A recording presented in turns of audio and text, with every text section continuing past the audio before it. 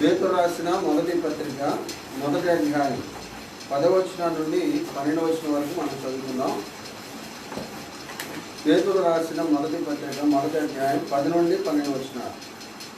మీకు కలుగు ఈ కృపను గురించి ప్రవచించిన ప్రవక్తలు ఈ రక్షణను గురించి పరిశీలించుచు సమయం ఉన్న క్రీస్తు ఆత్మ క్రీస్తు విషయమైన శ్రమలను గూర్చి వాటి తరువాత కలగబోవు మహిమలను గూర్చి ముందుగా సాక్ష్యం ఇచ్చినప్పుడు ఆ ఆత్మ ఏ కాలమును ఎట్టి కాలమును సూచించుచూ వచ్చెనో దానిని విచారించి పరిశోధించింది.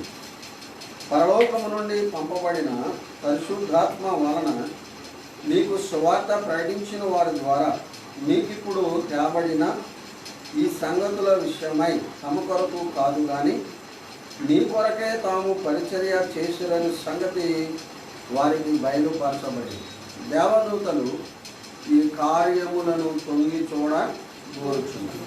ప్రార్థన చేద్దాం. పరిశుద్ధుడైన తండ్రి, మీకు స్తోత్రములు నాయన. చదవబడిన మీ వాక్యాన్ని మా కొరకు దీవించండి.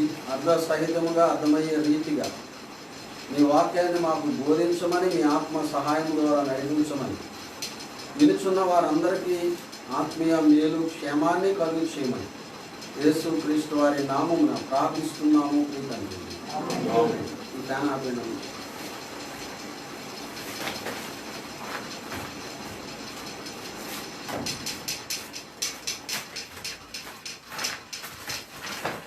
అందులో రైలు బండి సౌండ్ వచ్చినట్టు వస్తుంది. సరే ప్రియులరా, 10 నుండి 12 వచనాలు మనం చదువుకున్నప్పుడు అపోస్తలుడైన పేతురు మరొక ఉన్నతమైన సంగతిని గురించి ఇక్కడ ఆలోచన చేస్తున్నాడు. ఇది చాలా ప్రాముఖ్యమైన అంశం, మనం బాగా అర్థం చేసుకోవాలి. మీకు కలిగిన ఈ కృపను గూర్చి ప్రవచించిన ప్రవక్తలు ఈ రక్షణను గురించి పరిశీలించుచు అనే మాట వ్రాస్తూ ఉన్నాడు కదా. ప్రవక్తలు అనే మాట ఇక్కడ పేతురు ప్రస్తావన చేస్తున్నాడు. ప్రవక్తలు అంటే ఏ ప్రవక్తల గురించి పేతురు మాట్లాడుతున్నాడు అనేది మనం స్పష్టంగా అర్థం చేసుకోవాలి.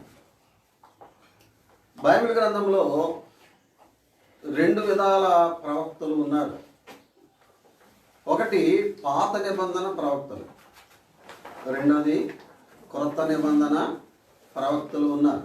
పాత నిబంధన ప్రవక్తలు, కొత్త నిబంధన ప్రవక్తలు.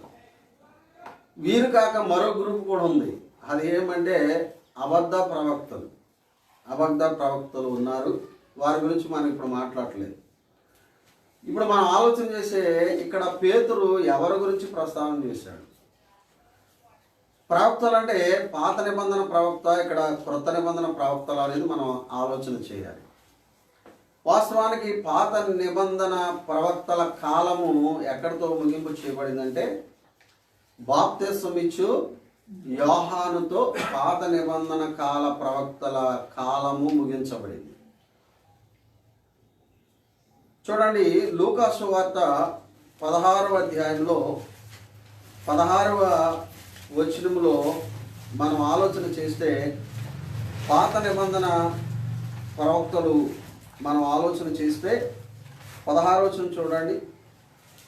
యోహాను కాలము వరకు ధర్మశాస్త్రమును ప్రవక్తలను ఉండిరి అనే మాట రాశారు. యోహానులు చాలామంది ఉన్నారుగా బైబిల్లో. ఏ యోహాను గురించి ఇక్కడ రాయబడిందంటే బాప్తిస్మం ఇచ్చు యోహాను. అతడు ప్రవక్త. ఏ ప్రవక్త అంటే పాత నిబంధన కాల ప్రవక్త. బాగా అర్థం చేసుకోవాలి. కొంతమంది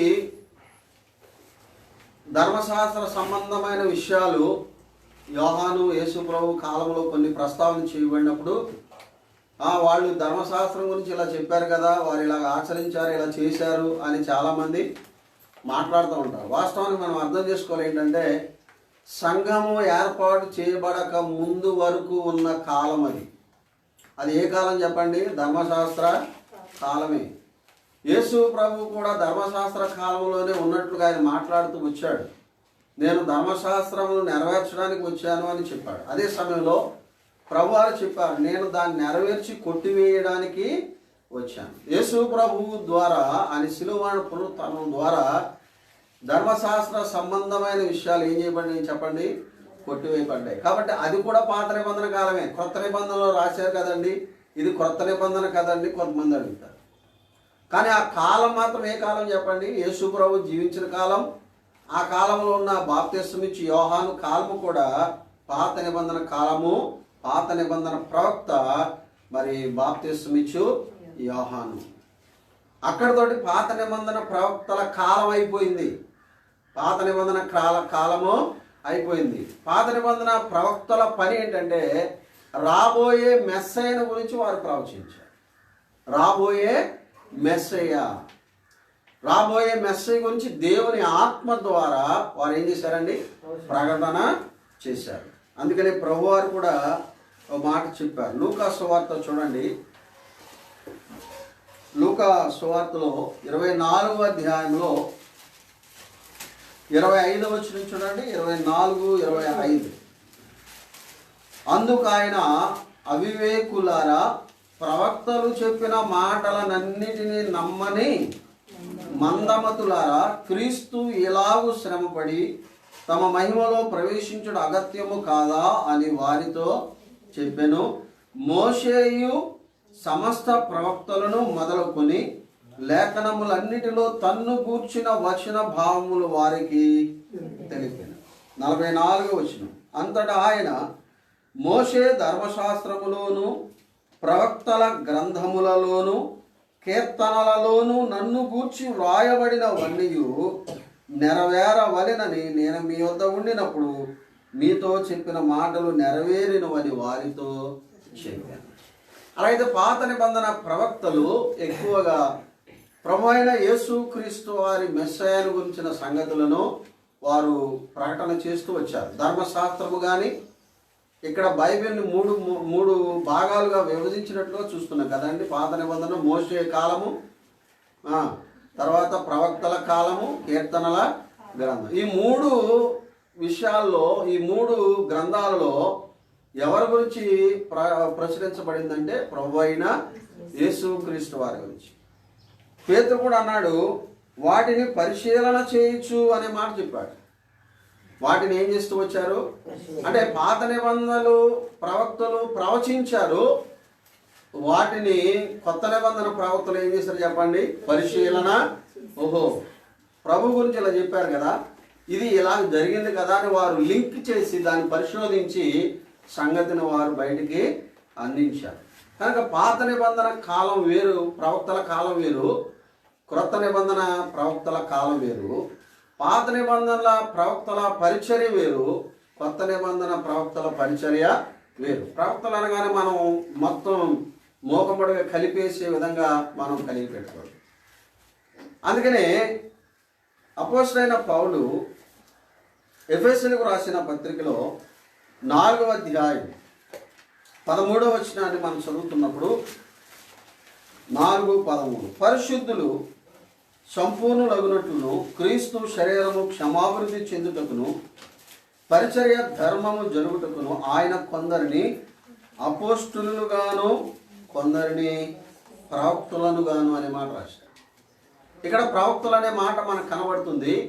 ఈ ప్రవక్తలు ఏ ప్రవక్తలు అంటే కొత్త నిబంధన ప్రవక్తలు, పాత నిబంధన ప్రవక్తలు కాదు. వాస్తవానికి మీరు పాత నిబంధన ప్రవక్తలు అయితే ఏమని రాయాలంటే ఇక్కడ ప్రవక్తలు, తర్వాత అపోస్తులు, తర్వాత మరలా ప్రవక్తలు రావాలి. అంటే పాత నిబంధన ప్రవక్తలకు కొత్త నిబంధన ప్రవక్తలకు మధ్యలో ఉంది ఎవరంటే అపోస్తులు.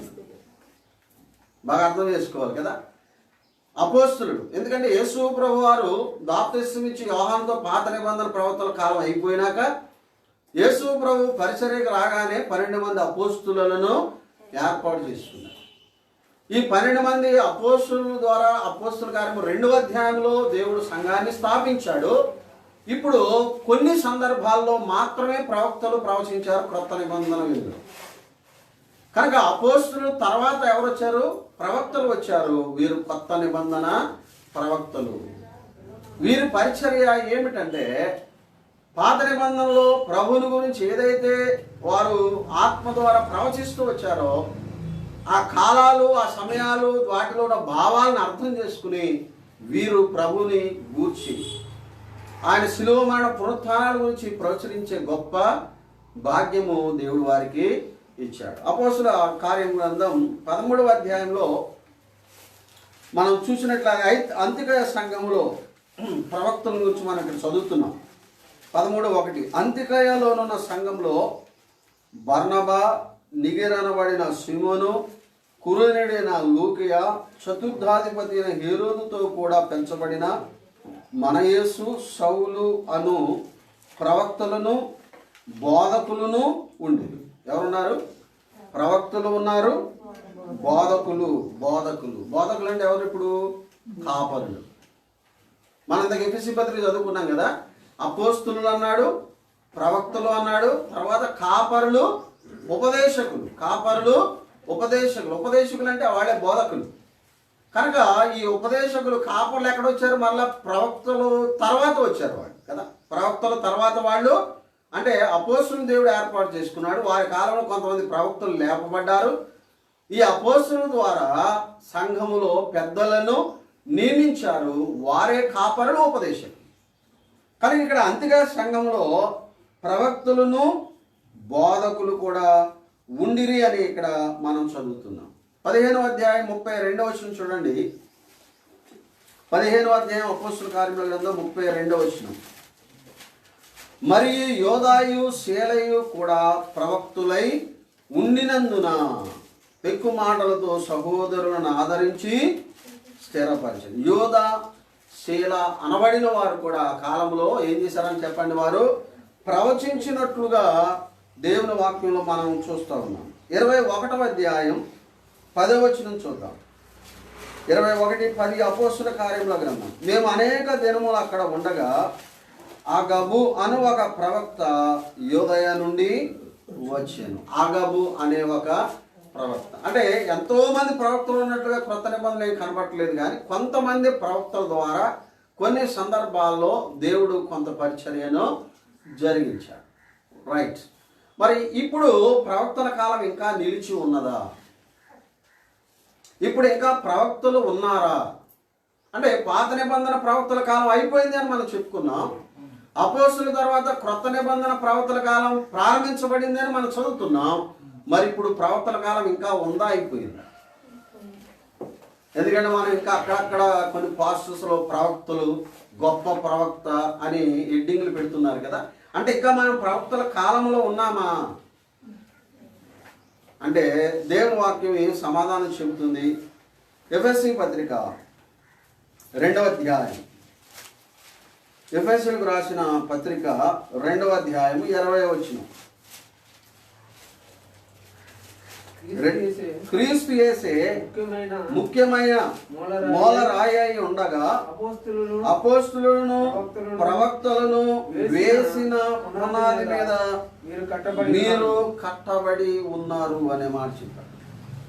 సంఘానికి ఒక పునాది ఉన్నది. సంఘానికి ఏముందండి? పునాది. అలాగే ఈ పునాది ఎవరు అంటే, ఈ పునాదిలో ముఖ్యమైన మూలరాయి యేసు ప్రభువే. తర్వాత ఈ పునాది వేసిన వారు అపోస్తులు, ప్రవక్తలు అంటే పునాది పరిచర్య దేవుడు ఎవరికి అప్పగించాడు? అపోస్తులకు, కొత్త నిబంధన ప్రవక్తల ద్వారా ఈ పునాది వేయబడింది. ఇప్పుడు వేయబడిన పునాది మీద మీరు ఏం చేయబడుతున్నారు అంటే, మనం కట్టబడుచున్నాము. అంటే పునాది పని అయిపోయిందంటే కదా అని అర్థం. పౌలు కూడా కొరింథీ పత్రికలో అన్నాడు, వేయబడినది తప్ప మరొకడు పునాది ఎవడ వేయడానికి వీలు లేదు. ఆ పునాది అపోస్తులు, ప్రవక్తలు వేశారని దేవుడు చెప్పాడు. ఇంకో కొత్త పునాది ఎవడ వేయడు. అంటే పునాదుల పని అయిపోయింది. ఈ పునాదుల మీద దేవుని సంఘం అనే మందిరము, ఆత్మ సంబంధమైన రాళ్ల చేత, ఆత్మ సంబంధమైన మందిరమును విశ్వాసులు అనే రాళ్ల చేత ఏం చేయబడుతుంది చెప్పండి? కట్టబడుతుంది. ఇంకా కట్టబడుతూనే ఉంది.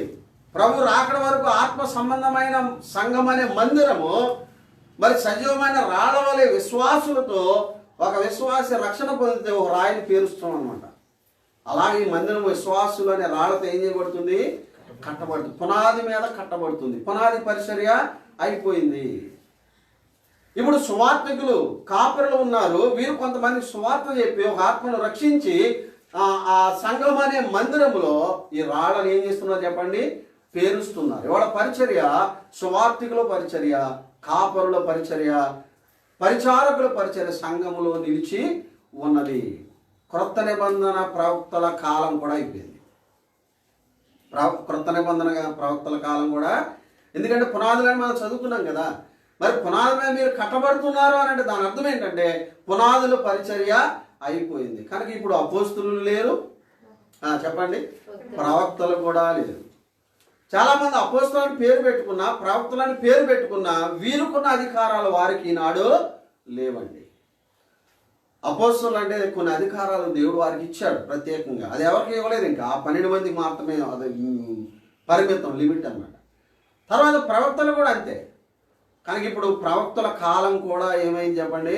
అయిపోయింది. ఇంకెవడైనా ఇప్పుడు వచ్చి నేను ప్రవక్తనని చెప్తే మనం ఇప్పుడు ఏం చేయాలి? మెడలో దండ వేయాలా? సాల్వ్ వేయాలా? చెప్పండి. అపోస్తులన్నా లేదు, ప్రవక్తలన్నా లేనే లేదు. కనుక వాళ్ళ పరిచర్య అయిపోయింది. అది పునాదుల పరిచర్య. కనుక ఇప్పుడు పేతురు ఎవరి గురించి ప్రస్తావన చేశాడు అని అంటే క్రొత్త నిబంధన ప్రవక్తల గూర్చి. అంటే పేతురు కాలంలో, మరి ఆనాడు పరిచర్య చేసిన కాలంలో వారు ఉన్నారు కాబట్టి ఆ సంగతిని పేతురు ప్రస్తావించి వచ్చాడు. పేతురు పత్రిక ఆఖరణ ఉంది కదండి, అన్నిటికంటే ఆఖరణ ప్రవచించాడు కదా అని కాదు, దాని అర్థం అది కాదు. పరిశుద్ధాత్ముడు వరుసలో ఇక్కడ తీసుకొచ్చి పెట్టాడు పేతురు పత్రిక, అంతే. అపోస్తుల కార్యముల గ్రంథంలో ఉన్న ఉదాంతము చరిత్రే పేతురు పత్రిక కూడా. ఎందుకంటే ఆ కాలంలో రచించబడిందే ఈ పేతురు పత్రిక కూడా. కనుక మరి ఈ ప్రవక్తలు అనే అంశాన్ని మన మనసులో క్లుప్తంగా అలా పెట్టుకుందాము. అయితే వీరు ప్రవచించారంట. ఏమని ప్రవచించారు? మొదటి పేతురు పత్రిక 1:10, మీకు కలుగు ఈ కృపను గూర్చి ప్రవచించిన ప్రవక్తలు అనే మాట ప్రకటన చేశారు. ఈ మీకు కలుగు ఈ కృపను గురించి ప్రవచించారు. దేని గురించి ప్రవచించారు చెప్పండి? దేవుని కృప గురించి ప్రవచించారు. మీరు బైబిల్ గ్రంథం చదువుకోండి. కొంతమంది ప్రవక్తల పరిచర్య క్రొత్త నిబంధన వెలుగులో జరిగినప్పుడు, ప్రవక్తల దగ్గరికి వెళ్ళినప్పుడు వారు దేవుని కృపను గురించి ప్రవచించారు. ఇంకా కింద మీరు చదివితే క్రీస్తు విషయమైన శ్రమలను గూర్చి, వాటి తరువాత కలగబోయే మహిమలను గూర్చి వారు ఏం చేశారు చెప్పండి? ప్రవచించారు. ఈనాడు చాలామంది ప్రవక్తలు అని బయలుదేరి, ప్రవక్తనీయులు అని కూడా బయలుదేరి, మీకు ఏదైనా కీడు రాబోతుందా, ఏదైనా శోధన రాబోతుందా, లేకపోతే మీకు ఏమైనా పోయిందా ఇంట్లో, వాటికి మేము ప్రార్థన చేసి చెప్తామని ప్రవక్తలు చాలామంది బయలుదేరారు కదండి. వీళ్ళని ఏమని చెప్పాలి? ఏమండి, ఏ ప్రవక్తలు కదా మనం అంచనేయాలి? మనవాళ్ళు కూడా లేబో భలే చెప్పేసిందండి, భలే చెప్పేసిందండి, భలే చెప్పేసిందండి అని అంటారు. చూడండి, అంటే నిజంగా దేవుని ఆత్మ చేత ప్రవచించిన ఆత్మలు బ్రతుకు మార్చమని చెప్తారు ప్రవక్తలు. కానీ ఎంతసేపు డాబాలు కట్టుకుంటారు, పొలాలు కొనుక్కుంటారు, బంగారం కొనుక్కుంటారు, డబ్బులు సంపాదిస్తారు. అసలు వీటికి ప్రేరేపిస్తారా? భూ సంబంధమైన వాటి మీద మీరు మనసు పెట్టుకోవద్దని దేవుని వాక్యం చెప్తూ ఉంటే, ఈనాడు దేవుని సేవకులు అనబడిన వారు, ప్రవక్తలని వేషాలు వేసిన వారు కూడా విశ్వాసులను ఎటు నడిపిస్తున్నారు చెప్పండి? భూ సంబంధమైన మనసు వైపే నడిపిస్తున్నారు. కానీ పరలోక సంబంధమైన ఆలోచనలు వారి హృదయంలో ఎక్కడా తీసుకురావట్లేదు. ఒక ప్రవక్త అని నేను ప్రవచిస్తానని ఎవరని చెప్పారనంటే వారు ప్రభు అయిన యేసు క్రీస్తు వారి గురించి ప్రవచించాలి. ఆ వ్యక్తిలో ఉన్న పాపాన్ని గురించి ప్రవచించాలి. వారు ప్రభువును అంగీకరించే విధంగా ఏం చేయాలి చెప్పండి? ప్రవచించాలి. కానీ కేవలం భూ సంబంధమైన వాటి కొరకు. గేదె వెళ్ళిపోయిందండి, ఒకసారి ప్రార్థన చేసి చెప్పండి ఎక్కడుందో. చైన్ పడిపోయిందండి, ప్రార్థన చేసి చెప్పండి ఎక్కడుందో. మా అబ్బాయి పాస్ అవుతాడో ఫెయిల్ అవుతాడో చెప్పండి ప్రార్థన చేసి. చెరుకు వాళ్ళు మొన్నే మా మేనల్లుడు సూసైడ్ చేసుకుని చనిపోయాడు. యవనస్తుడు, 20 సంవత్సరాల వయసు. ఒక ఆవిడ అందండి వచ్చి, నేను ముందే చెప్పాను యవనస్తుడు ఆవిడ వెళ్ళిపోతాడు మీ పేటలో. నేను వెళ్ళిపోయేవాడు ఎవడ చెప్పడం రాదా నీకు? ఒక యవనస్తుడు వెళ్ళిపోతాడని చెప్పాను కదా, అలాగే జరిగిపోయింది చూడు అంటుంది. చచ్చిపోయాక నువ్వు చెప్పిందని చేసేది. ఆ పోయేవాడు ఎవడో నువ్వు చెప్పాలి కదా, ఎక్కడ పోతాడో చెప్పాలి కదా. అక్కడికి వెళ్ళి కాపలా కాస్తాంగా మేము వెళ్ళి. పోయాక నేను చెప్పాను చూసా పోయాడంటే, నువ్వు చెప్పినవాడే చెప్పకపోయాడు, పోయినాడు పోయాడుగా. దీనికోసం నువ్వు మళ్ళీ ప్రవచనము, మళ్ళీ దానికి దేవునాత్మ పేరు పెట్టడము, దేవుడు నాకు చెప్పాడు. దేవుడు చెప్తే ఏదైనా స్పష్టంగా చెప్తాడు, స్పష్టంగా చెప్తాడు. అంతేగాని సగం సగం ముక్కలు చెప్పడం. విశ్వాసులు కూడా గొర్రెల్లాగా తయారయ్యారు. గొర్రెల్లాగా తయారయ్యి కాబట్టి రాత్రి ఏదో భయంకరమైన కల వచ్చిందని, నాకు ఏదో కీడొచ్చేద్దని భయం వేస్తుందని ప్రార్థన చేసి చెప్పండి అంట. నువ్వు మోకరించి ప్రార్థన చేసుకున్నావు, ప్రార్థన చేసిన జ్ఞానం నీకు లేదా? అంటే ఏదో జరుగుతుందని నీకు తెలియాలి. వాళ్ళు ఏమంటారంటే, అబ్బో ఏదో నల్లగా ఉందయ్యా, ఇంట్లో నల్లగా ఉందయ్యా, 3 రోజులు మీ ఇంట్లో ఉపవాస ప్రార్థన చేయాలయ్యా. ఒక రోజు ప్రార్థన చేస్తే పోదా నల్లదనం అంతా? మీరందరూ కళ్ళు మూసుకోండి, నల్లగా ఉంటుందా తెల్లగా ఉంటుందా చెప్పండి. కళ్ళు మూసుకోండి, నల్లగా ఉంటుందా తెల్లగా ఉంటుందా? ఒక ఆయన పాట రాశాడుగా, కళ్ళు మూస్తే చీకటరా, కళ్ళు తీస్తే. మరి ఇంకా జ్ఞానం లేకపోతే ఎలాగా? జ్ఞానం లేకపోతే ఎలాగండి చెప్పండి. ఓ పాస్టర్ గారు అంట, మన సంఘంలో ఆవిడే, వాళ్ళు ఏదో చుట్టాలింటికి వెళ్తే మా వాళ్ళ ప్రభువుని నమ్ముకున్నారంట. ఆయన ప్రార్థన చేయడానికి వచ్చాడంట. సరే ఈవిడ నుంచి ఉంది కదా, కళ్ళు మూసుకుందంట. అమ్మో మీ ఇంట్లో చాలా దురాత్మలోనే నీ ఆకాలు అన్నాడంట. వెంటనే ప్రార్థన చేసి, అలాగండి అంటే నేను మీ ఇంటికి వచ్చి ప్రార్థన చేయాలన్నాడండి. అక్కడ ప్రార్థన చేయలేకపోయాడా, మీ ఇంటికి వస్తే కానీ పోవా అయ్యా అన్నాడు. గుర్తుదే, దురాత్మలు ఉన్నాయి, నువ్వు 7 వారాలు రా, లేకపోతే 20 వారాలు రా, లేకపోతే మా మందిరానికి రా, మేము పడేసి దొరలేసేస్తాం, వెంటనే దయ్యాలు పోతాయి అని ఒక ఆత్మను లాగేసుకుంటారు. రక్షణ సువార్త చెప్పి ఆత్మను రక్షించే సామర్థ్యం వాళ్ళకి ఏమో లేదండి. అక్కడక్కడ రక్షణ పొందిన పోలికి కలబలు మాటలు చెప్పి ఏమండి మాయా మంత్రాలలాగా చేసి ఎత్తుకుపోవడానికి తప్ప దయ్యం ఉంటే ఇక్కడ గిజలు ఆడదా? మన సంఘం వాడికి ఇప్పుడు దయ్యాలు పట్టమనే ఏమో అర్థం కాదు. కొన్ని సంఘాల్లోకి అయితే అపమానం ఊగుతూనే ఉంటారు, అందరికీ దయ్యాలే అని అంటారు. ఈయన లేచి దయ్యాలు లేదు, భూత వైద్యులా బాగు చేస్తూ ఉంటాడు. అంటే మన సంఘంలో ఇన్ని సంవత్సరాలు కూడా చేస్తారు, ఒకడో పోగలేదు తోగలేదు. అలాగంటే మీకు దేవుని ఆత్మ లేదు అంటే ఏంటంటే విచారమనేసానికి అంటే వాళ్ళ పునాది కదే. ఇక మా భీమవరం సైడ్ అయితే ఏ పాస్టర్ ప్రార్థన చేయడానికి వచ్చిన దయ్యం ఉందని చెప్తాడు. ముందు అదే చెప్తాడండి. నీకేం నువ్వు అంటే చాలు, రాత్రి ఆవిడ ఏంటంటే నాకు దయ్యం ఆవిడకి వచ్చేసిందండి. నేను వెళ్ళినప్పుడు దెబ్బలాడతా వాళ్ళ మీద, అత్మానం దయ్యాల దగ్గర ఏడుతారమ్మా. మా సంఘంలో ఒక దయ్యం ఎవరికీ పట్టలేదు, మాకు ఎప్పుడు కనపడలేదు. ఏంటి అత్మానం దయ్యాలు పోవాలి మీకు అసలు అంటే వాళ్ళకి ఇక వాక్యం లేదు, ప్రార్థన ఇది కాదు. ఇక అత్మానం తెల్లారులేస్తే ఏదో చెప్పడం, ఏదో కనబడింది చెప్పడం, ప్రార్థన చేయడం, 7 వారాలు ప్రార్థన చేయడం. వాళ్ళు ఏది ఇచ్చింది విచారం. ప్రియులరా, నిజంగా ఎవరైనా ప్రవచించడం ప్రారంభించబడితే ముందు నీ బ్రతుకు మార్చుకోమని ప్రవచించాలి. ఆ ప్రవచనమే కరెక్ట్ అయిన ప్రవచనం. అసలు క్రొత్త నిబంధన వెలుగులో ఇప్పుడు ప్రవచనం అంటే ఏంటో తెలుసా అండి? బోధించడమే ప్రవచనం, వాక్యం ప్రకటించడమే ప్రవచనం. కొరింథీ మొదటి పత్రిక 14వ అధ్యాయం చూడండి. కొందరు ప్రవచించేవారు అని మాట్లాడుతూ బోధించడం గురించి వివరించాడు. ఈ 14వ అధ్యాయం మొత్తం మీరు మనసు పెట్టి చదువుకోండి. 14వ అధ్యాయం 24 వచనం. అయితే ప్రవచించుచుండగా అవిశ్వాసి అయినను ఉపదేశం పొందనవాడైనను లోపలికి వచ్చిన ఎడల అందరి బోధ వలన, చూడండి, అందరి బోధ వలన తాను పాపినని గ్రహించి అందరి వలన విమర్శించబడతాడు. 24 వచనంలో అందరూ ప్రవచించుచుండగా అన్నాడు. అదే వచనం ఆఖరి ఏమన్నాడు? అందరూ బోధ వలన అన్నాడు. అందరూ ప్రవచిస్తున్నారన్నాడు. అందరూ అంటే ప్రవచనం అంటే అర్థం ఏంటి? బోధించడం. పై వచనం చూడండి, 23వ వచనంలో సంఘమంతయు ఏకముగా కూడి అందరూ భాషలతో మాట్లాడుచుండగా ఉపదేశం పొందని వారైనను అవిశ్వాసులైనను లోపలికి వచ్చిన ఎడల వీరు వెర్రి మాటలాడుచున్నారని అనుకుందురు కదా. ఓ భాష మాట్లాడి పెద్ద ప్రవచనాలు, అలా అర్థం కాని ప్రవచనం ఎవడెత్తారండి? దేవుడు ఎత్తాడా నీకు?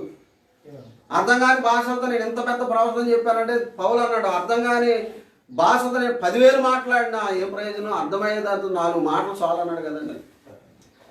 అందరూ ప్రవచిస్తుండగా అంటే అందరూ బోధిస్తూ ఉండగా ఒక వ్యక్తి వచ్చాడు కొత్తగా. నేను చెప్పాను, యేసుప్రభుని నమ్ముకోమ్మా, పాప క్షమాపణ దొరుకుతుంది అని నేను ప్రవచించా, నాకు బోధించా.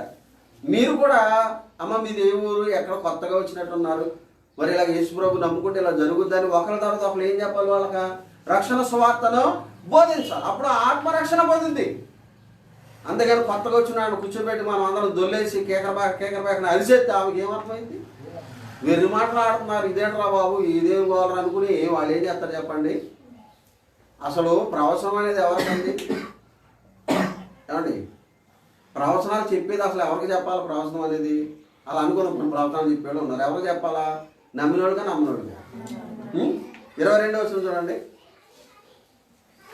కాబట్టి విశ్వాసులకు భాషలు విశ్వాసులకు కాదు, అవిశ్వాసులకే సూచన అయి ఉన్నది. ప్రవచించుట అవిశ్వాసులకు కాదు, విశ్వాసులకు సూచన. భాషలు అనేవి అసలు విశ్వాసులు కాదంట. ఎవరికంటండి? అవిశ్వాసులకి. మరి విశ్వాసులకి ఏంటి? ప్రవచనం అంటే విశ్వాసులు బోధించేవారుగా ఉండాలన్నమాట. ప్రతి విశ్వాసి కూడా దేవుని సత్య సువార్తను ఏం చేయాలి చెప్పండి? బోధిస్తే ఒకవేళ ఆ టైంలో ఎవరైనా లోపలికి వస్తే ఆ వ్యక్తి విని ఏం పొందుతాడు? రక్షణ పొందుతాడు. దీన్ని ఎంత అపార్థం చేసేవాడు, ఎంత గలిబిలి చేస్తున్నారు కదండి క్రైస్తవ లోకాన్ని. చాలా వింతైన కార్యక్రమాలు సంఘంలో బయలుదేరిపోతున్నాయి. నిన్నే చూశాను ఒక వీడియో. ఏసన్న గారని భీమవరంలో చిన్న సామాన్యమైన వ్యక్తి ఇవాళ కోర్టులో పడగెత్తినోళ్ళ తయారయ్యాడు. కారణం ఏంటి? దుర్బోధ. కారణం ఏంటి చెప్పండి? దుర్బోధ. యేసు ప్రభువులాగా గడ్డం జుట్టు ఏమండి అంగి వేసుకుని ఇలాగే ఉంటాడు. ఇక ఊతూనే ఉంటాడు ఇల్లోడు. చాలా విచారమైన విషయాలు అనమాట. డబ్బులు పెట్టి ఊరేగుతుంటే ఆయన ముందు అలా నడుతూ ఉంటే ఓ సన్నాని యేసు ప్రభువుని ఊరేగించినట్లుగా బట్టల కింద వేసి, కొత్త బట్టలు దాని మీద తమలపాకులు వేసి. ఇంకా విచారం ఏంటంటే విశ్వాసులు చేతులు పెడితే వాటి మీద నడుస్తున్నాడండి. అన్యులు ఇలాంటి పని చేస్తుంటే ఇది దౌర్భాగ్యంరా బాబు అని మనం చెప్తూ ఉంటే ఇవాళ క్రైస్తవులో కూడా ఇంత దౌర్భాగ్యం అనేది తాండవించిపోయిందంటే అంత విచారం చూడండి. మళ్ళీ నెత్తి మీద పాలాభిషేకం చేయాలి మందిరంలోకి వెళ్ళాక. ఆయనకి పాలాభిషేకం అండి. మళ్ళీ ఆ పాలు నెత్తి మీద వేసుకుంటారు, నోట్లు వేసుకుంటున్నారు. ఏంటంట? ఆశీర్వాదం. రోగాలు వచ్చి చచ్చిపోతారు అలా చేస్తే. అవునా కదా చెప్పండి? ఎంతో విచారం ప్రియుల విషయాలు. మళ్ళా 7 ప్రదక్షిణలు చేయాలి మందిరం చుట్టూ. అన్యుల ఆచారాలు ఇవన్నీ. ఎక్కడి నుంచి వచ్చాడు? అన్యుల్లో నుండి వచ్చాడు. ఇప్పుడు ఇక్కడికి అన్ని ఏం తీసుకొచ్చాడు చెప్పండి? అన్యుల ఎక్కడో చిన్న గుడి కట్టాడు అందులో. విచారం ప్రియులారా. మళ్ళీ ప్రవక్త, గొప్ప ప్రవక్త, జాగ్రత్త సుమి, అబద్ధ ప్రవక్తలు ఏమండి ఉన్న కాలంలో మనం ఉన్నాం. వాక్య సత్యాన్ని మనం అర్థము చేసుకోవాలి జాగ్రత్తగా. ఈనాడు ప్రవక్తలు లేనే లేదు, అంతే మనం అర్థం చేసుకోవాలి. ఒకవేళ ఎవడైనా ప్రవచించారని చెబితే వాడు ఏ ప్రవచనం చెప్పాలా? యేసు ప్రభు నీ పాపాల కొరకు చనిపోయి సమాధి చేయబడి తిరిగి లేచాడు, నమ్ముకుంటే నీ పాపానికి క్షమాపణ ఉంది, లేకపోతే నరకానికి పోతావని చెప్పాలి. అంతేగాని నువ్వు ఇన్ని వారాలు వచ్చి ప్రార్థన చేయించుకుంటే నీకు ఎంత కలిసి వస్తుందని చెప్పేవాడు నిజమైన ప్రవక్త. విస్తారంగా ధనం సంపాదించుకున్న తర్వాత లోకమంతా ఒకడు సంపాదించుకుని తన ప్రాణమును పోగొట్టుకుంటే వానికి ఏమి? ఈ ప్రాణం ఎక్కడ పోతుంది అది చెప్పండి రా ముందు. సంపాదించుకోవడం కాదు చెప్పేది. మందిరానికి వచ్చినప్పుడు, సేవకుల దగ్గరికి వచ్చినప్పుడు సంపాదన కోసం కాదు మాట్లాడేది. నీవు చచ్చాక నీ ప్రాణం ఎక్కడ పోతుందో అది చెప్పాలి. అలా చెప్తే ఇలా ఉంటాయి ఖాళీగా మందిరాలు. ఏమండి ఈ రక్షణ సువార్త చెప్పి ప్రాణం ఆత్మ రేపు పోయే ఆ నిత్య జీవాన్ని గురించి చెప్తే ఇవి ఇలా ఉంటాయి. ఇంకెంతసేపు భూ సంబంధమైన ఆశీర్వాదాలని పడబడతా ఉంటే చెప్పండి ఎంత విచారం పిల్లరా. కనుక ఈనాడు ఈ సత్యాన్ని మనం అర్థం చేసుకోవాలి. కొత్త నిబంధన ప్రవక్తలు లేదు, అయితే ఇది కూడా ఆ కాలంలోనే ప్రవచించబడిన మాటలు కనుక పేతురు రాస్తూ ఉన్నాడు. అయితే దేని గురించి ప్రస్తావన చేశాడు అంటే దేవుని కృప గురించి ప్రస్తావన చేశాడు. దేని గురించి వారు ప్రవచించారంటండి? ప్రభు అయిన యేసు క్రీస్తు కృపణ గురించి వారు ప్రవచించారు. మనము రక్షణ పొందింది దేని ద్వారా? ఏమండి మనకు రక్షణ కార్యం అనేది ఎలా జరిగింది అని అంటే ఎఫెసీ పత్రిక 2వ అధ్యాయం 8వ వచనం. ఎఫెసీ పత్రిక 2:8 మీరు విశ్వాసము ద్వారా కృపచేతనే రక్షించబడి ఉన్నారు. మీరు రక్షణ పొందారు అనంటే ఇది దేవుని కృపయా. మీరు రక్షణ పొందడానికి దేవుని కృప సిద్ధముగా ఉన్నది. పొందిన వారు ఆయన కృప ద్వారా రక్షణ పొందారు. రక్షణ పొందవలసిన వారి కొరకు దేవుని కృప సిద్ధముగా ఉన్నది అని ప్రవచించాలి ప్రవక్తలు.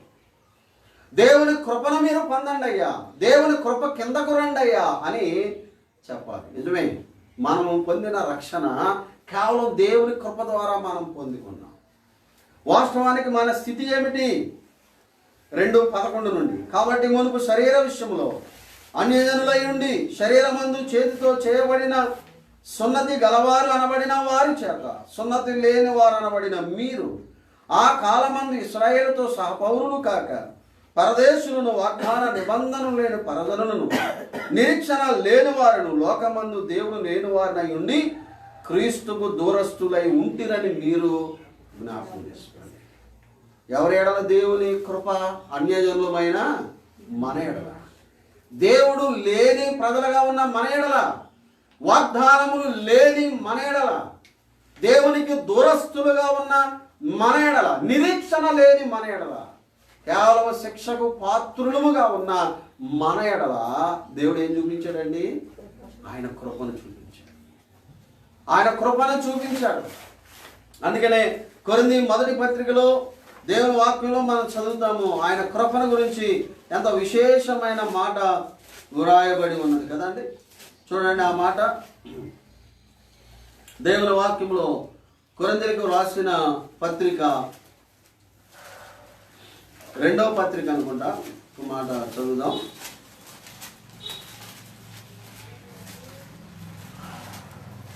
9వ వచనం, 8-9. కొరింథీలకు రాసిన 2వ పత్రిక 8-9. మీరు మన ప్రభు అయిన యేసుక్రీస్తు కృపను ఎరుగుదురు కదా.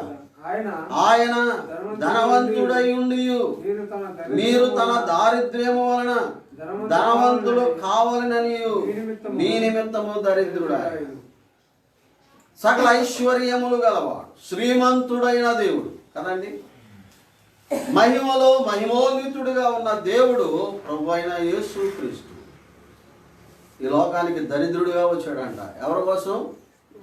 దరిద్రులమైన మనలను ఐశ్వర్యవంతులుగా చేయడానికి. ఐశ్వర్యవంతుడైన ఆయన ఏమయ్యాడు చెప్పండి? దరిద్రుడు. ఈనాడు క్రిస్మస్ అని సెలబ్రేట్ చేసుకుంటున్నారు కదా. ఆయన కృపను ఎరిగారా? ఆయన కృపను ఎరిగి సెలబ్రేట్ చేస్తున్నారా? చెప్పండి. ఆయన కృప తెలీదు కానీ సెలబ్రేషన్ ఉంటుంది. ఇంకా విచారం, ఈ క్రిస్మస్ పండగలో ఏమంటే సినిమా డ్యాన్సులు మించిపోయినాయండి, యాక్టింగ్లు ఏమంటే. అందుకేనా యేసు ప్రభు మన ఎడల కృప చూపించాడు. సినిమా డ్యాన్సులు, సినిమా స్టెప్పులు, సినిమా హీరోలు కూడా పనిచేయని విధంగా ఈనాడు ఆడోళ్ళు, మగోళ్ళు, సేవకులు కూడా స్టేజ్ మీద ఏం చేస్తున్నారండి? డ్యాన్సులు వేస్తున్నారు. చూసేవాళ్ళు సప్పట్లు వేలలో, వీళ్ళకే ఊపొచ్చేస్తే వీళ్ళు కూడా ఏం చేస్తున్నారు కింద చెప్పండి? డ్యాన్సులో. ఏమన్నా అందుకేనా క్రిస్మస్ పండుగ? అందుకేనా దేవుడు మన కొరకు ఈ లోకానికి దిగి వచ్చాడు? ఆ డ్యాన్స్లు వేసిన వాళ్ళు కొంచెం కిక్కెక్కినోడు ఎవడైనా ఉంటే ఇక అందరికీ కిక్కే ఆ రోజున. అవునా కదండి? క్రిస్మస్ రోజున చాలా కేసులు నమోదవుతాయి అంటే పోలీస్ స్టేషన్లో. ఎందుకు? కిక్ ఎక్కువైపోయి. ఎప్పుడు తాగనండి, క్రిస్మస్ కదండి. నువ్వు నిజంగా తాగుబోతుగా మార్పు చెందాలని యేసు ప్రభు పుడితే ఆయన పుట్టినరోజు పేరు చెప్పుకుని ఈడేం చెప్తున్నాడు చెప్పండి? జ్ఞానం ఉందా మనకు అసలు? ఈ ఐశ్వర్యవంతుడు నీ కొరకు నా కొరకు దరిద్రుడుగా సత్రములో స్థలం లేదండి. ఆయన ఒంటి మీద కప్పడానికి సరైన గుడ్డ లేదండి. ఆయన పరుండ పెట్టడానికి సరైన తొట్టె కూడా. ఎందుకయ్యాడు ఆయన ఇంత దరిద్రుడు? నీ దరిద్రం అంతా తీసేయాలని, నీ పాప స్థితి నుండి మార్చివేసి ఆత్మీయ ఐశ్వర్యవంతుడిగా నేను మార్చాలని ప్రభు అయిన యేసుక్రీస్తు పరలోకములో నుండి లోకానికి దిగి వస్తే ఈనాడు నువ్వు ఆయన పేరు చెప్పుకుని ఐశ్వర్యవంతుడు ఇంకెక్కడ బ్రతుకుతున్నావు? దరిద్రంలోనే బ్రతుకుతున్నావు. పేరుకి నేను ధనవంతుడును అని చెప్పుకుంటున్నారంట. మీరు దరిద్రులు రా అంటున్నాడు యేసు ప్రభు. లవోదిక సంఘంతో చెప్పాడు కదా, మేము ధనవంతులము, ధనము కూర్చుకున్నాము అని సంఘం ఈనాడు చెప్పుకుంటుందంట. కానీ దరిద్రంలో ఉందని చెప్తున్నాడు దేవుడు. ఎందుకు అంటే దేవుని మర్చిపోయారు, దేవుని వాక్య సత్యాన్ని మర్చిపోయారండి.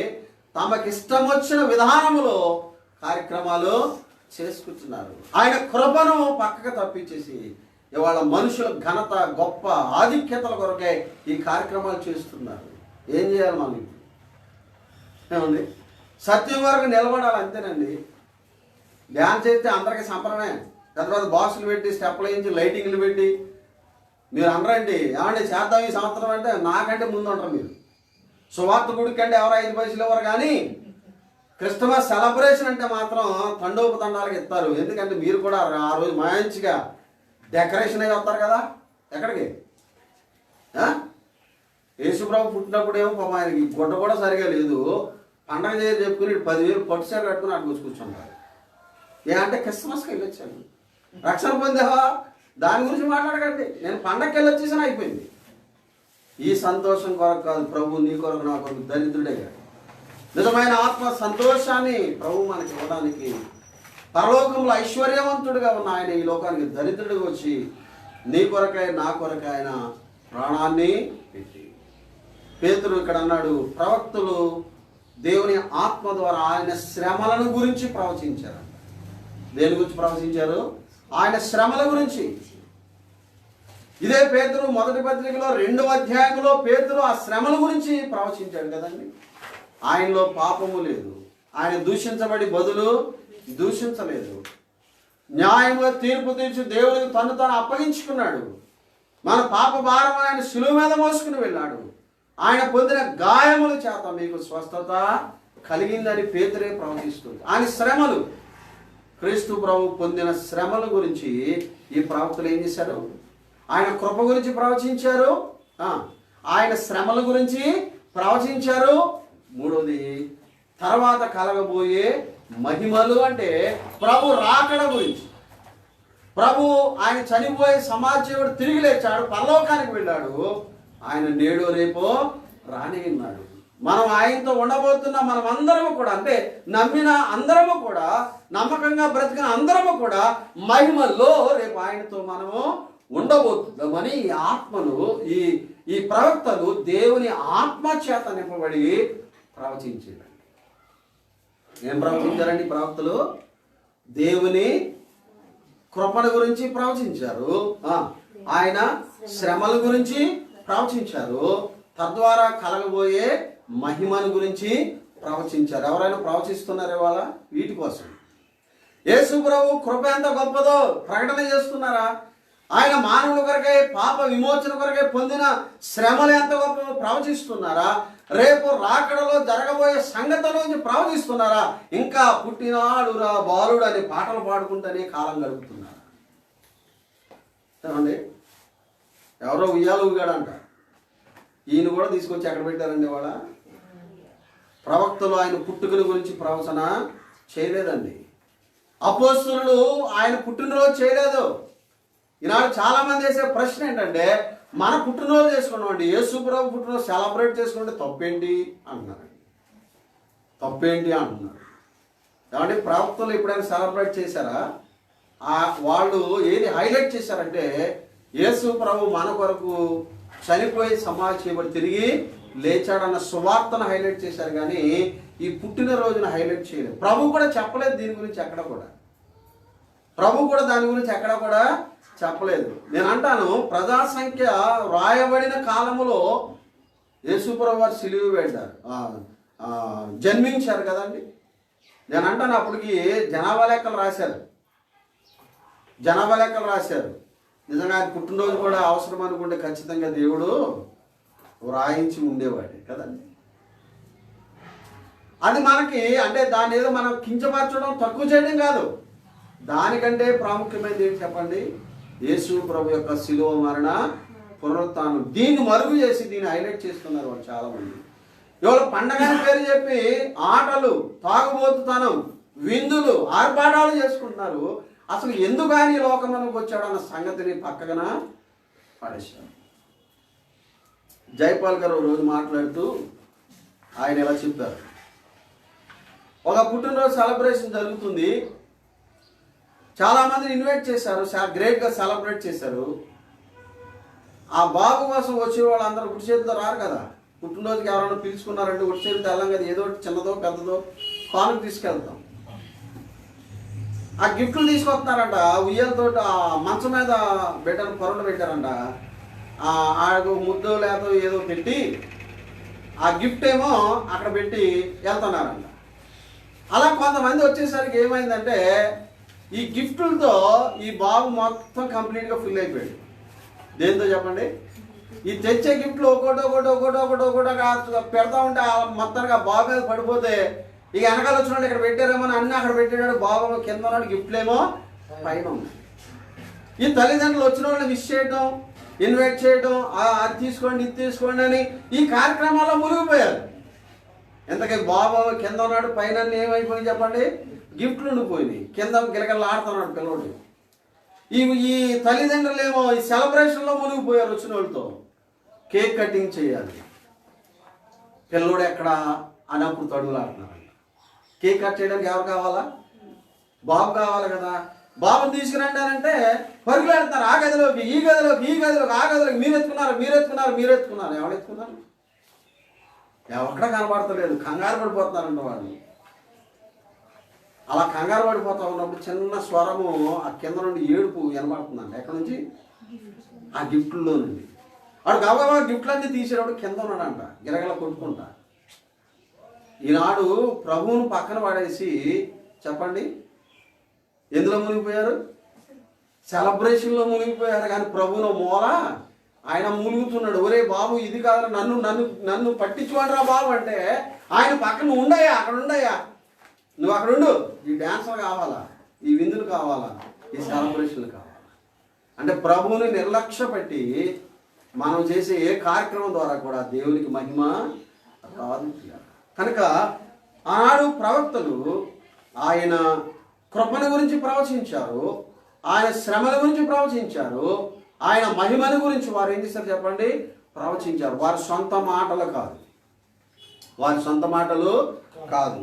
10వ వచనములో ప్రవక్తలు క్రీస్తు ఆత్మ, క్రీస్తు విషయమైన శ్రమల గురించి, వాటి తర్వాత కలవు మహిమల గురించి ముందుగా సాక్ష్యం ఇచ్చినప్పుడు ఆ ఆత్మ ఏ కాలమును ఎట్టి కాలమును సూచించిన దాన్ని విచారించి పరిశోధించింది. పరలోకం నుండి పంపబడిన పరిశుద్ధాత్మ వలన మీకు స్వార్థ ప్రకటించిన వారి ద్వారా మీకు తెలుపబడిన ఈ సంగతులు విషయం. దేవుని ఆత్మ ద్వారా వీళ్ళు ఏం ప్రవచించారంటండి? స్వార్థను ప్రవచించినప్పుడు ఈ సంగతులన్నీ మీరు తెలుసుకున్నారు. బోధించకుండా ఎలా తెలుసుకుంటాం? సత్యాన్ని ప్రకటించకుండా ఎవరికి అర్థమవుతుందండి? ఏమండి సత్యం చెప్తే ఎవడు వినరండి, సత్యం చెప్తే ఎవడు రారండి, సత్యం చెప్తే ఎవరు ఏమి సహాయం చేయరండి. చేయమనే పర్లా. ఎందుకు మనం దేవుడు ఉంచాడు? సత్యాన్ని ప్రకటన చేయాలి. యేసు ప్రభు పిలాతు దగ్గరికి వెళ్ళాడు. నేను సత్యం గురించి సాక్ష్యం ఇవ్వడానికి వచ్చానంటే పిలాతు ప్రశ్న వేశాడు. ఏంటంటే సత్యం అంటే ఏంటి అన్నాడు. సత్యం అంటే ఏంటి అన్నాడు. మరి అడిగినోడు జవాబు చెప్పేదాకా ఉండాలి కదా. అడిగాడు కానీ మళ్ళీ అంటే వేరే టాపిక్కి ఇవాళ చాలామంది కూడా సత్యం అంటే ఏంటి సత్యం, అపమానం, సత్యం సత్యం సత్యం అని మాట్లాడతారు. ఏంటి సత్యం తెలుసుకుంటే అర్థమైంది సత్యం అంటే ఏంటో. కొంతమంది అర్థం చేసుకోవడానికి ప్రయత్నం చేయరు, వాదాలు పెట్టుకుంటారు చాలామంది కదండి. కానీ ఆనాటి ప్రవక్తలు దేవుని ఆత్మచేత నింపబడి దేవుని కృపణ గురించి, ఆయన శ్రమల గురించి, తర్వాత కలగబో మహిమల గురించి సువార్తను వారికి ప్రకటన చేస్తున్నప్పుడు అనేక ఆత్మలు యేసు క్రీస్తునందు విశ్వాసం ఉంచి బాప్తీసం పొందుతున్నప్పుడు అసలు పరలోకంలో ఉన్న దూతలంట ఆ కార్యాన్ని ఏం చేస్తున్నారండి? మీకు అర్థం కాని ఒక సంగతి అయితే తెలుసండి, అసలు దేవుని గురించిన గొప్ప జ్ఞానం దేవదూతలకే తెలియదు. దేవదూతలకు తెలియదు అసలు దేవుడు ఏమై ఉన్నాడు, ఆయన ప్రేమ, ఆయన కృప, ఆయన జాలి, ఆయన దయ ఎంత గొప్పదో సంఘం ప్రకటన చేస్తూ ఉంటే వాళ్ళు విని ఆశ్చర్యపోతున్నారంట. మన ప్రభు ఎంత గొప్పగా. నేను ఎక్కడికన్నా బయటికి మీటింగ్స్కి ఇన్వైట్ చేసినప్పుడు అక్కడ వెళ్ళినప్పుడు నా తీరు వేరుగా ఉంటుంది. అంటే నేనేదో ఇది అని కాదు, నా పట్ల పిలిచిన వాళ్ళ ప్రవర్తన తీరు వేరుగా ఉంటుంది. వాళ్ళు నాకు చూపించే మర్యాదలు, గౌరవాలు చాలా వేరుగా ఉంటాయి. మన స్థానిక సంఘంలోకి వెళ్తే బ్రదర్ అక్కడ కూర్చొని ఉన్నట్టు కూర్చోండి, నీళ్ళు తీసుకొచ్చి ఇస్తా ఉంటారు. అంటే ఎప్పుడు మీతోనే ఉంటాను కాబట్టి నా సంగతి మీకేమీ తెలియదు, అంతేనా? నేను ఎక్కడికైనా వెళ్ళాను అనుకోండి, అక్కడ నా తీరు వేరుగా ఉంటుంది. అదే సమయంలో మీరు ఒకవేళ ఒక ఉన్నతమైన ఉద్యోగం అనుకోండి, సంఘంలో మన బ్రదరేగా అని మన ఫీలింగ్ ఉంటుంది. అతను ఆఫీసులోకి వెళ్తే చెప్పండి, 10 మంది అతని కింద ఉన్న వాళ్ళు అయ్యగారు అని సల్యూట్ చేసినప్పుడు మనకి ఎప్పుడూ ఆ విషయం తెలీదు. కానీ ఏదో ఒకసారి ఆయన కలవడానికి మనం వెళ్ళినప్పుడు ఈ పరిస్థితులన్నీ చూసినప్పుడు, అమ్మో బ్రదర్ అసలు ఇంత గొప్పడా, మనం ఇప్పుడు అనుకోని మన పక్కన కూర్చుంటాడే, అసలు ఇక్కడ ఆయన స్టేజ్ ఏంటి, ఆయన స్థాయి ఏంటి, నిజమైన ఆశ్చర్యం అంతే కదా. మనతోనే ఉన్నప్పుడు మనకు ఆ సంగతి, వాళ్ళ వాస్తవికతలోని మనం వెళ్ళినప్పుడే వాళ్ళ గొప్ప సంగతి ఏదో. మనకి దేవదూతలను దేవుడు కలుగు చేశాడు, ఆది నుండి దేవదూతలు దేవునితోనే ఉన్నారు. కానీ ఆ దేవుని గొప్పతనం అనేది ఎవరి ద్వారా నేర్చుకున్నారు వాళ్ళు? ఇప్పుడు ఎవరి ద్వారా నేర్చుకున్నారండి? సంఘము ద్వారా. అందుకే ఎఫెసీ పత్రికలో అన్నాడు, ఆయన కూర్చున్న నానావిధ జ్ఞానము సంఘము ద్వారా ప్రచురము చేయబడుతున్నప్పుడు దేవదూతలు కూడా ఏమండి రక్షణ పొందిన ఆత్మ బాప్తీసం పొంది ప్రభు కొరకై నిలబడుతున్నప్పుడు అసలు ఆ దృశ్యాన్ని పరలోకంలో దూతలందరూ చూసి ఎంతో సంబరపడుతారంట, ఎంతో ఆనందిస్తారు. ప్రభు సువార్త విని వారు కూడా ఎంతో సంతోషిస్తారండి. ఎంత గొప్ప అద్భుతమో చూడండి.